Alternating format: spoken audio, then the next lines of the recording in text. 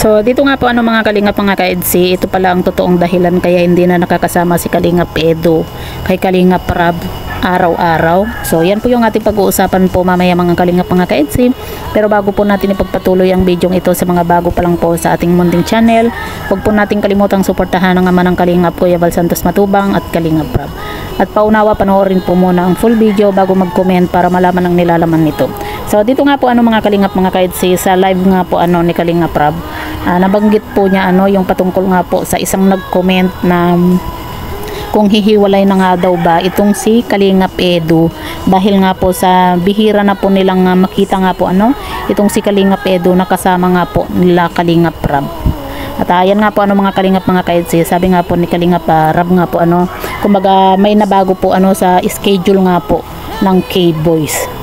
Maging itong si Kalingap Edu nga po, si Kalingap Dan at Kalingap Jomar kumbaga may binago po sa kanilang mga schedule. Kasi nga po mga kalingap mga ka-EDC, kumbaga sabi ni Kalingap Rab, dalawa lang po yung schedule po ni Kalingap Edu nga po kay Kalingap Rab, at yung isa pa po ay hindi po sa kanya.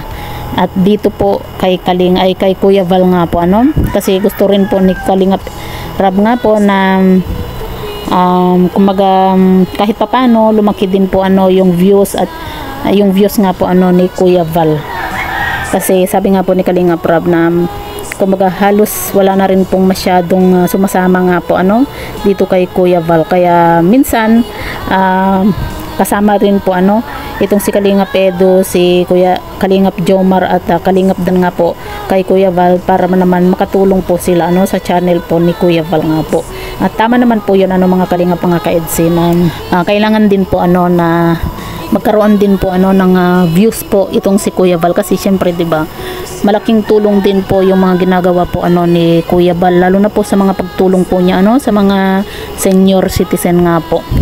Kaya naman minsan yung schedule po ni Kalingap Edu hindi na lang po dito kay Kalingap Rab. Dahil nga po napapansin din po natin na mas marami pong K-Boys po itong si Kalingap Rab kaysa kay Kuya Val na po At ayan nga po mga kalingap mga ka-EDC, may isa po kasi nga nagtanong po sa comment na kung bakit kung hihiwalay na ba itong si Kalingap Edu nga po kay Kalingap Rab. Pero syempre alam naman po natin na hindi po yan mangyayari, kasi alam naman po natin na itong si Kalingap Edu ay talagang grabe yung loyalty po niya sa Kalingap. Pansin naman po natin 'di ba, kahit nga sa mga pag BTS 'di ba, never po niya yan ginawa.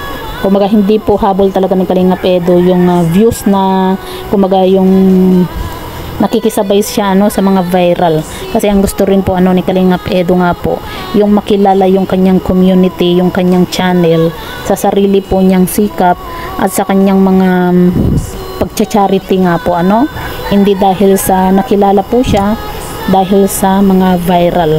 Kaya talagang nakakahanga din po si Kalingap Edu nga po, 'di ba? Kaya kung hindi man po natin laging nakikita na po itong si Kalingap Edu na kasama po si Kalingap Rab, yun po ay dahil sa may nabago na po sa kanilang schedule. At minsan makikita na rin po natin itong si Kalingap Edu na kasama nga po itong si Kuya Val, para makatulong na din po sa channel nga po ni Kuya Val nga po mga kalingap mga ka-EDC. So yan po mga kalingap mga ka-EDC, po yung masasabi nga po ninyo patungkol po dito, i-comment nyo lang po sa ibaba at babasahin po natin isa-isa.